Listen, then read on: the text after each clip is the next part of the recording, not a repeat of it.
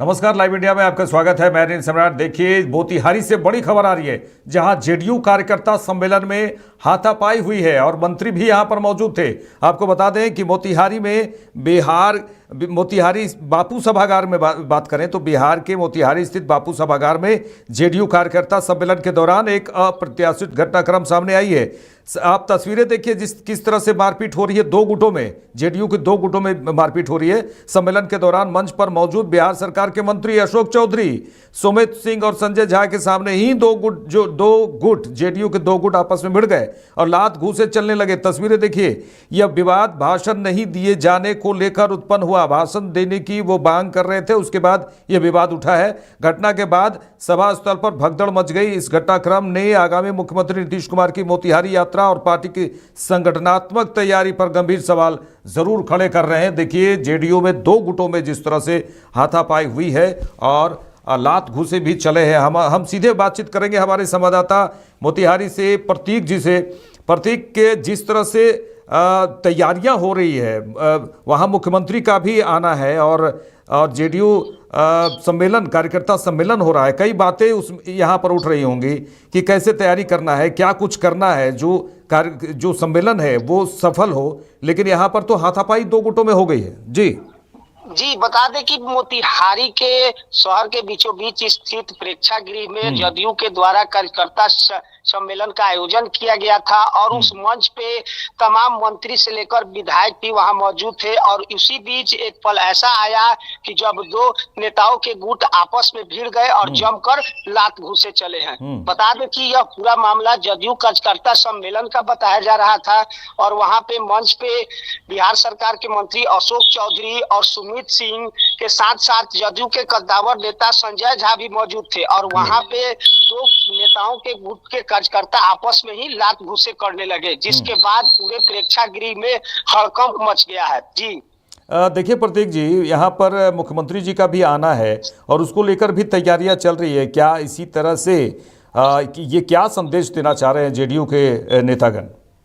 जी बता दें कि आगामी 20 या 22 दिसंबर को मुख्यमंत्री का संभावित दौरा है। उसके पहले मोतिहारी में भव्य सम्मेलन का आयोजन किया गया था और इसी बीच इस तरह की घटना होना बहुत ही चिंताजनक माना जा रहा है। जी चलिए प्रतीक जी, ये भी बता दीजिए कि जिस तरह से 2025 में चुनाव होने हैं बिहार में और जेडीयू कहा जाए कि एक तरह से कार्यकर्ता सम्मेलन एक मजबूती के साथ करती है कि आने वाले समय में विधानसभा चुनाव है उसको भी देखना है और कार्यकर्ता जो सबसे ग्राउंड जीरो के जो कार्यकर्ता होते हैं, प्रखंड लेवल के कार्यकर्ता होते हैं, वो मौजूद आते हैं, वो निराश होते हैं। उसके बाद क्या कुछ हुआ? आप वहाँ पर मौजूद थे, क्या कुछ मामला क्या कुछ हुआ? हालांकि विधानसभा चुनाव भी है और इस तरह से जो ये तैयारियां क्या करेंगे, यहाँ पर तो लात घूसे चल रहे हैं।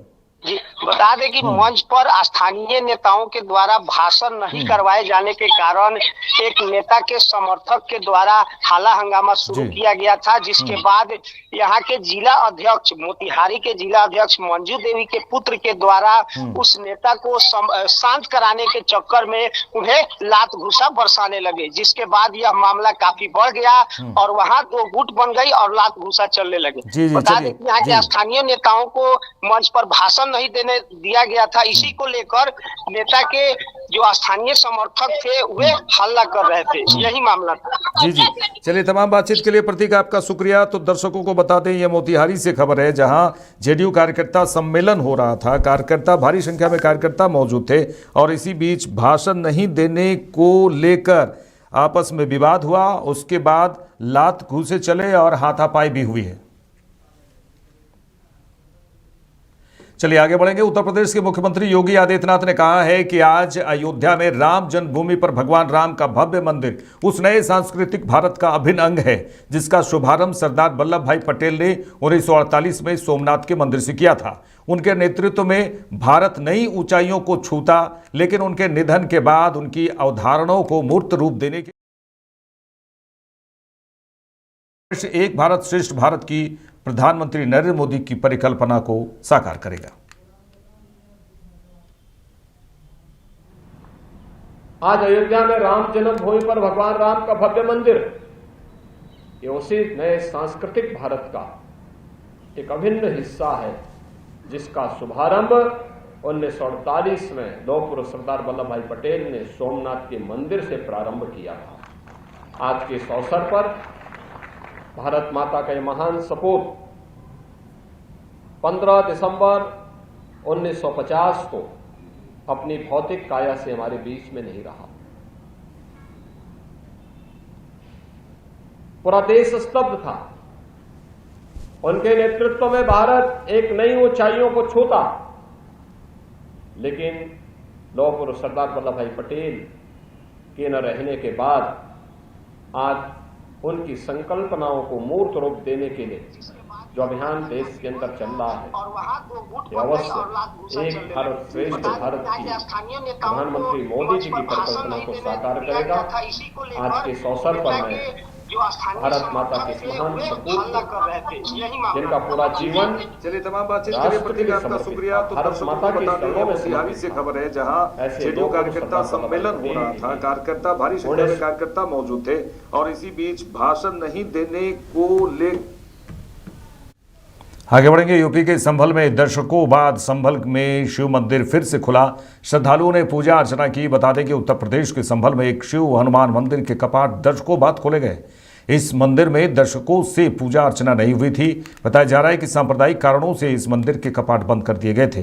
प्रशासन और पुलिस की बिजली चोरी पकड़ने की संयुक्त कार्रवाई के दौरान इस मंदिर के बारे में पता चला। इसके बाद प्रशासन और पुलिस की टीम ने मंदिर के कपाट खोले। मंदिर के कपाट खोलते ही वहां ओम नमः शिवाय और जय श्री राम के नारे लगने लगे।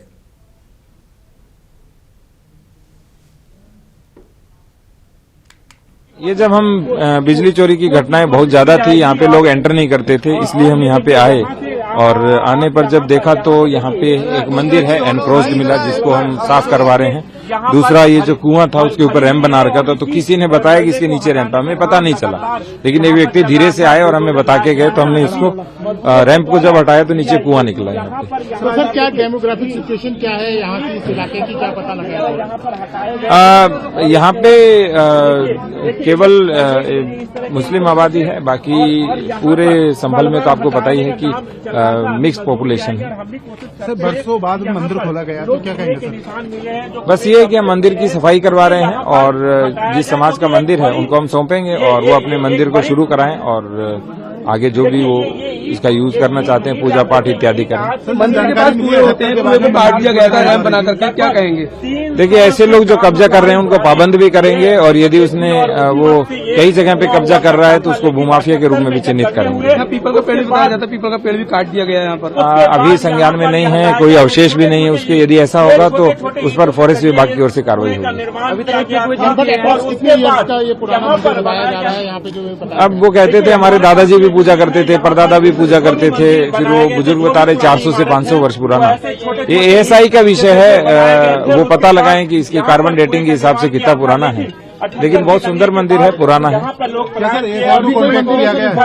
नहीं, हमने कोई कांटेक्ट नहीं किया, हम पत्र भेजेंगे और वो बताएंगे सर। Thank you.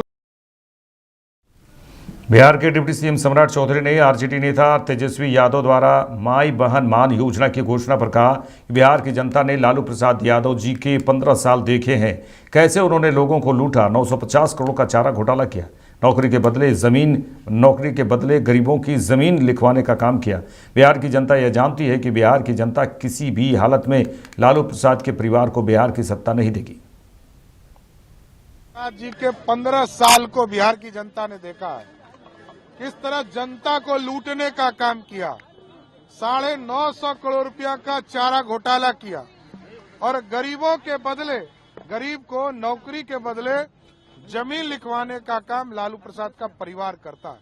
ये बिहार की जनता जानती है, बिहार के लोग किसी भी हालत में लालू प्रसाद जी के परिवार को सत्ता नहीं देगा।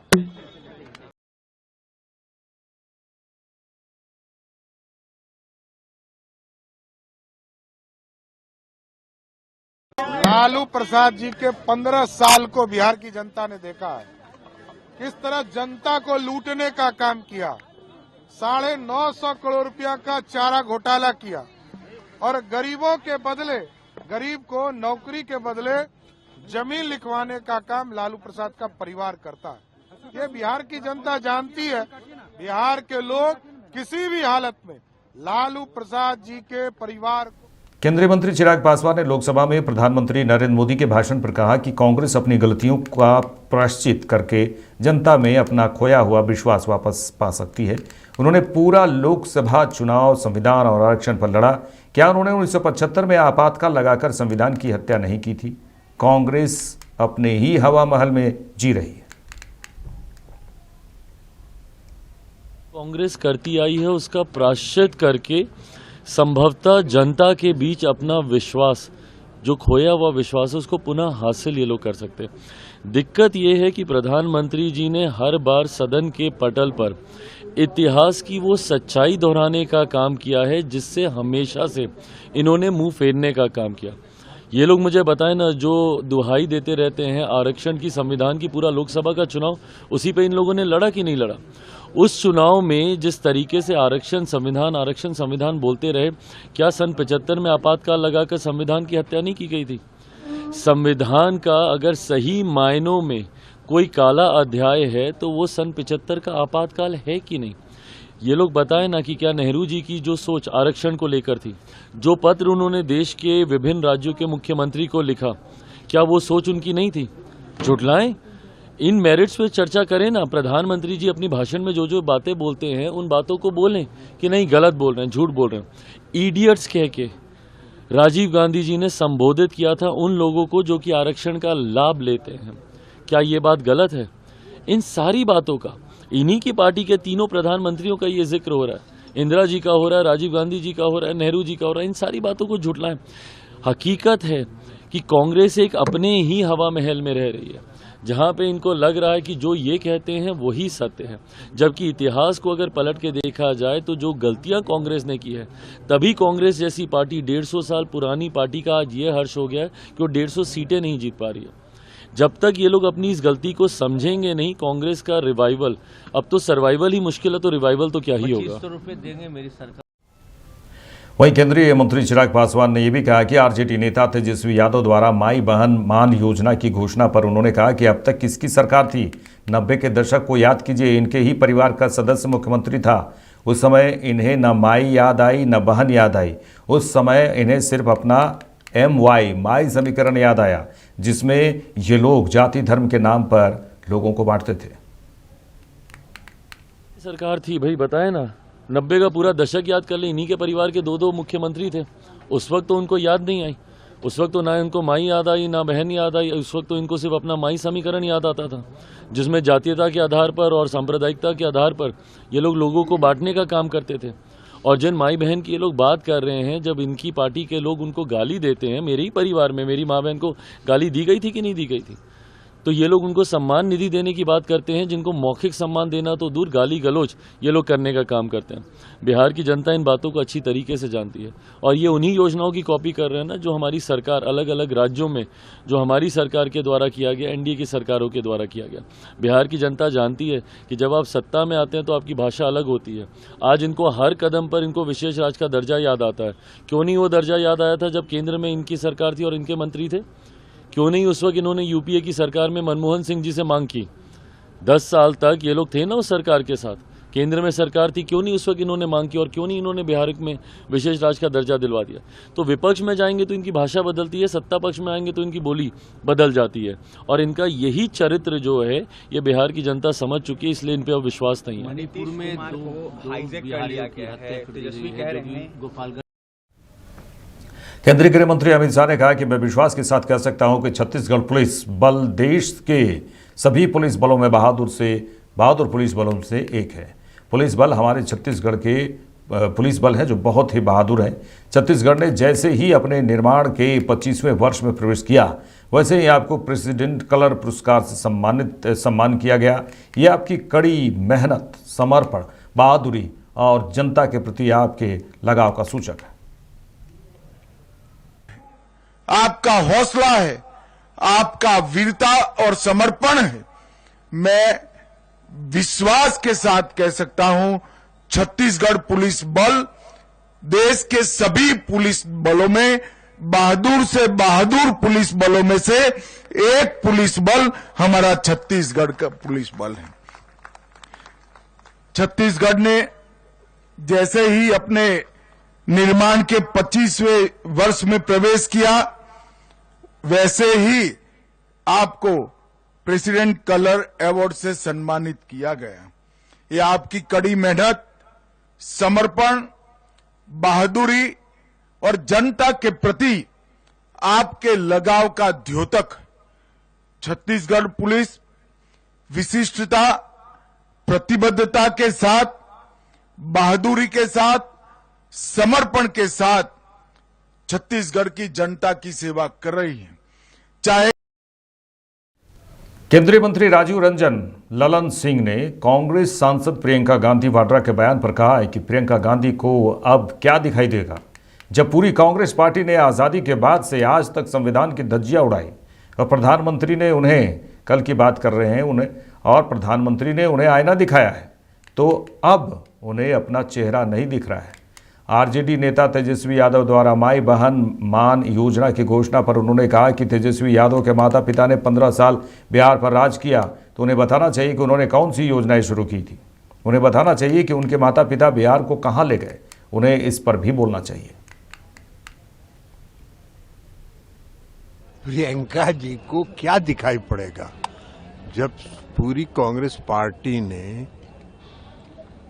आजादी के बाद से आज तक संविधान की धज्जी उन्होंने उड़ाई और एक एक करके आदरणीय प्रधानमंत्री जी ने उनको आईना दिखा दिया। तो अब आईना दिखने के बाद उनको तो चेहरा अपना दिखेगा नहीं, तो इसलिए वो बोल रही हैं। माँ बहन सम्मान योजना तेजस्वी जी के माता पिता जी 15 साल बिहार में राज किए थे ना, तो कौन सा योजना लाए थे, जरा ये भी तो बता दें। वो मेरे माता पिता जी ने बिहार में कहाँ बिहार को पहुंचा दिया था। बिहार में न सड़क था, न बिहार में बिजली थी, न बिहार में कानून व्यवस्था था, अपहरण का उद्योग चलता था। इस सब पर भी तो बोलना चाहिए उनको। नव संकल्प अभियान के तहत औरंगाबाद के कुटुंबा में आयोजित एक मिलन समारोह में लोक जनशक्ति रामविलास के राष्ट्रीय अध्यक्ष सह केंद्रीय मंत्री चिराग पासवान पहुंचे। अपने संबोधन के दौरान बिहार में प्रधानमंत्री नरेंद्र मोदी की सोच की जानकारी दी और कहा कि हमें बिहार फर्स्ट, बिहारी फर्स्ट की सोच के तहत काम करना है, क्योंकि अगले वर्ष विधानसभा चुनाव होने वाले हैं। संभावनाएं है। बिहार एक ऐसा राज्य है जहां पर अनंत संभावनाएं हैं। उद्योग को लेकर, बिहार में कृषि को लेकर, यहाँ पर टूरिज्म को लेकर बिहार एक से एक महापुरुषों की धरती रहा। बिहार गुरु गोविंद सिंह जी की धरती रहा है, गौतम बुद्ध की धरती रहा है, भगवान महावीर की धरती रहा। और तो और अयोध्या में अगर इतने भव्य राम मंदिर का निर्माण हो सकता है, तो बिहार तो मेरी माता सीता की धरती रहा है। यहाँ पर भी उतने ही भव्य मंदिर का निर्माण होना चाहिए। मंदिर का निर्माण होना आस्था को तो संतुष्टि देता ही है, पर जब ऐसे भव्य मंदिरों का निर्माण होता है तो आसपास के क्षेत्र का आर्थिक विकास होता है। वहां पर एमएनसीज आने लगते हैं, छोटे छोटे दुकानें खुलने लगती हैं, रिजॉर्ट खुलने लगते हैं। इस सोच के साथ बिहार के हर एक जिले को विकसित बनाने की सोच के साथ बिहार फर्स्ट, बिहारी फर्स्ट आगे बढ़ने का काम कर रहा है। मेरे नेता, मेरे पिता आदरणीय रामविलास पासवान जी ने ये सपना देखा था। उन्होंने 90 का वो दशक उन्होंने देखा था। वो दौर हम सब ने झेला था, जब जंगल राज के दौर में बिहार से सबसे ज्यादा पलायन। और दुख इस बात का और ज्यादा कि जो लोग बिहार से बाहर गए, और आज भी ये व्यवस्था है, कोई भी सक्षम परिवार थोड़ा सा भी आर्थिक तौर पर सामर्थ होता है तो सबसे पहले अपने बेटा बेटी को पढ़ने के लिए बाहर भेजता है। वो बच्चा बाहर जाता है, दूसरे राज्य में शिक्षा हासिल करता है, वहीं पे नौकरी करता है, वहीं पे घर खरीदता है, वहीं पे शादी करता है, वहीं पे बच्चे पैदा करता है, और फिर उसी राज्य का होकर रह जाता है और अपने राज्य में वो व्यक्ति प्रवासी कहलाता है। अपने राज्य में कब आता है? जब होली, दिवाली, बहन की शादी या माता पिता की तबीयत खराब होती है। कोई नहीं चाहता अपने घर परिवार को छोड़कर वो दूसरे राज्य जाए। पर 90 का वो दशक, राजग का वो काल हम लोग को याद, जिस दौरान भ्रष्टाचार और अपराध चरम सीमा पर था और उस दौरान युवाओं को मजबूर किया गया अपने राज्य को छोड़कर जाने के लिए। आज भी दुख मुझे इस बात का होता है जब उसी परिस्थिति की वजह से आज भी कई लोग बिहार से बाहर जाते हैं। मेरी सोच है, मैं चाहता हूं कि जो लोग बिहार से बाहर गए हैं ऐसी व्यवस्था तैयार की जाए कि वो लोग भी बिहार वापस लौट कर आए, अपने घर, अपने गांव में वापस लौट कर आए। इस व्यवस्था को निर्माण करें और इसी सोच के साथ साथियों, लोक जनशक्ति पार्टी रामविलास आगे बढ़ने का काम कर रही है। मुझे खुशी है कि हम लोग आज एक ऐसे गठबंधन का हिस्सा है जहां पे मेरे प्रधानमंत्री आदरणीय नरेंद्र मोदी जी की सोच है कि कैसे गांव और शहर की दूरी को कम किया जा सके, कैसे अमीरी गरीबी के बीच की खाई को पाटा जा सके। इस सोच के साथ मैं और मेरी सरकार कार्य करने का काम कर रहे हैं। मोतिहारी की बात करेंगे तो मोतिहारी में मुख्यमंत्री नीतीश कुमार के महिला संवाद यात्रा से पहले पुलिस अधीक्षक स्वर्ण प्रभात के द्वारा जिले भर में महिलाओं को जागरूक करने के लिए महिला सशक्तिकरण अभियान चलाया जा रहा है। इस अभियान के तहत मोतिहारी के महिला थानाध्यक्ष प्रत्याशा कुमारी जिले के विभिन्न प्रखंडों में जाकर स्थानीय थाना के महिला हेल्प डेस्क प्रभारी के साथ मिलकर महिलाओं को उनके अधिकारों को लेकर जागरूकता अभियान की गति दे रही है। इस दौरान महिला थानाध्यक्ष प्रत्याशा कुमारी ने बताया कि महिलाओं की सुरक्षा के लिए एसपी स्वर्ण प्रभात ने जिले के सभी थानों में विशेष व्यवस्था की है।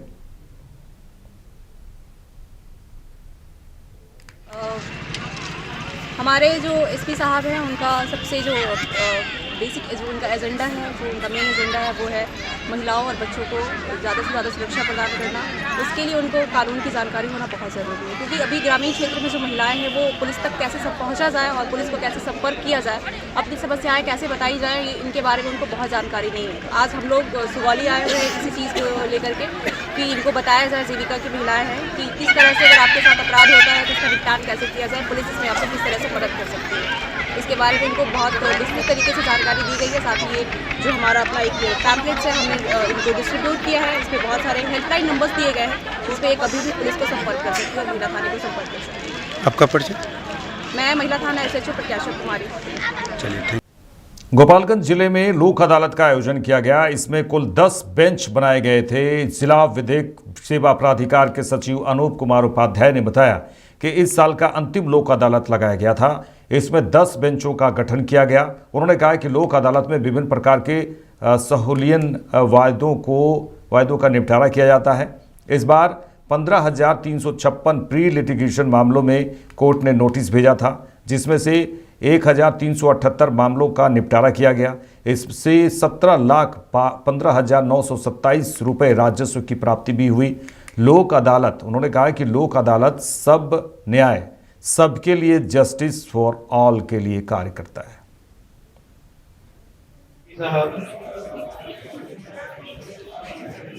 प्रधान न्यायाधीश हमारे प्रिंसिपल साहब देर से आए हैं, हम इनको बोल गए पहले। बार के प्रेसिडेंट साहब, सेक्रेटरी साहब, सचिव हमारे DLS के और उपस्थित सभी लोग, आज मैं आप सभी का यहाँ पर स्वागत करता हूँ। हर साल में 4 लोक अदालत का आयोजन किया जाता है। इस साल की यह चौथी और अंतिम लोक अदालत है। इस लोक अदालत के लिए हमने 10 बेंचों का गठन किया है और हमने इसमें करीबन 3,000 के करीब केसेस को चिन्हित किया है। जो हमारे केसेस आइडेंटिफाई किए गए हैं, दे आर अबाउट 3,000। हम इन 3,000 केसों में से कम 1,500 केसेस का हमने लक्ष्य रखा है कि हम डिस्पोजल अवश्य कर देंगे। जब हम लोक अदालत की बात करते हैं तो मैं आपके साथ थोड़ी सी लोक अदालत की हिस्ट्री भी शेयर करना चाहूंगा। लोक अदालत ये आई कहां से, स्टार्ट कैसे हुई? लोक अदालत का आयोजन सबसे पहले 1982 में गुजरात में किया गया था। उस समय हमारे पूर्व चीफ जस्टिस जो हमारे पीएन भक्ति साहब उस समय गुजरात के चीफ जस्टिस थे, तो ये उनका एक सपना था कि वो इस तरह का एक कुछ सिस्टम स्टार्ट करें जिससे केसों का बहुत आसानी से निपटारा हो सके, पब्लिक को फायदा मिल सके। तो उन्हीं की सोच है कि आज हम लोक अदालत को एक पर्व की तरह मना रहे हैं। जहां लोक अदालत की बात होती है, इसमें दोनों पक्षों की विजय होती है। कोई भी जीतता नहीं, कोई भी हारता नहीं, दोनों ही जीत के जाते हैं।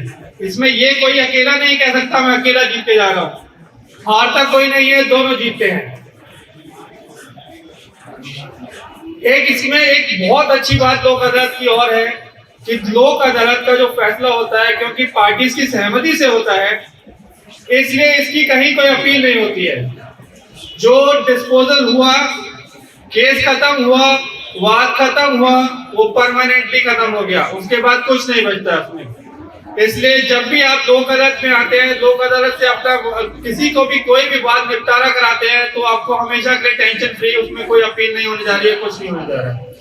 तो इसलिए मैं आप सब लोगों को प्रोत्साहित करना चाहता हूँ कि इसमें हमेशा ज्यादा से ज्यादा भाग लें, हमेशा बढ़ चढ़कर भाग लें। जो यहाँ पर कुछ उपस्थित हमारे जो आज वादकारी लोग भी हैं, उनके माध्यम से मैं एक मैसेज देना चाहता हूँ कि हो सकता है ठंड के कारण या किसी कारण से कुछ ऐसे लोग आज यहाँ पे अभी उपस्थित ना हो पाए हों जिनका कंपाउंडेबल ऑफेंसेस या पेंडिंग है। मैं आप लोगों के माध्यम से एक मैसेज देना चाहता हूँ कि अगर जो अभी तक हो सकता है वो अपना डीएलएसए में एप्लीकेशन ना लगा पाए हों। असम के मुख्यमंत्री हिमंत बिस्वा शर्मा ने लोकसभा में प्रधानमंत्री नरेंद्र मोदी के भाषण में कहा कि प्रधानमंत्री नरेंद्र मोदी ने कांग्रेस को आईना दिखाया है कि उनके शासनकाल के दौरान उन्होंने क्या किया। उन्होंने कहा है कि कैसे सीताराम केसरी को बाथरूम में बंद कर दिया गया और सोनिया गांधी को पार्टी अध्यक्ष बना दिया गया। वहीं उन्होंने कहा कि इन सब बातों के बाद कांग्रेस के पास बोलने के लिए क्या रह गया है। कांग्रेस बोले कि यह बात असत्य है। सुन रहा था वही बहुत बड़ा बात है। कांग्रेस को धो डाला तो कांग्रेस को ना, कांग्रेस अभी मोदी जी को जाके बोलेगा कि आपने बढ़िया स्पीच दिया है। कांग्रेस तो काल तो जब मोदी जी स्पीच दे रहा था तब कांग्रेस का लोग सुन रहा था, वही बहुत बड़ा बात है। हम लोग तो वो वाला स्पीच जितना उनका हकीकत जैसे सामने बोलने लगा, उसका बाद वो स्पीच सुनने के लिए भी बहुत ज़्यादा एक व्यक्ति ऐसा होना पड़ेगा कि जिस व्यक्ति का कोई शर्म बोल के कोई सीजी नहीं।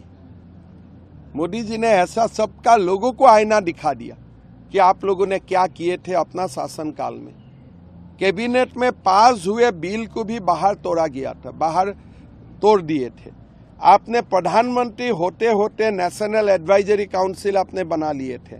सीताराम केसरी जी जो दलित का संतान है, उनको आप बाथरूम में लॉक करके सोनिया गांधी को पार्टी का अध्यक्ष का बनाया थे। तो उसका बाद कांग्रेस को और बोलने के लिए क्या रह गया?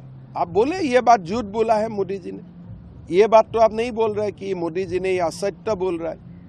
ये तो these are all recorded statement. Sir, Nehru और गांधी परिवार संविधान विरोधी है, आपने भी संविधान विरोधी तो क्या है नहीं कहा, मोदी जी ने तो पूरा आईना दिखा दिया। मेरे साथ इस बुलेटिन में इतना ही। देश दुनिया की तमाम खबरों के लिए देखते रहिए लाइव इंडिया। नमस्कार।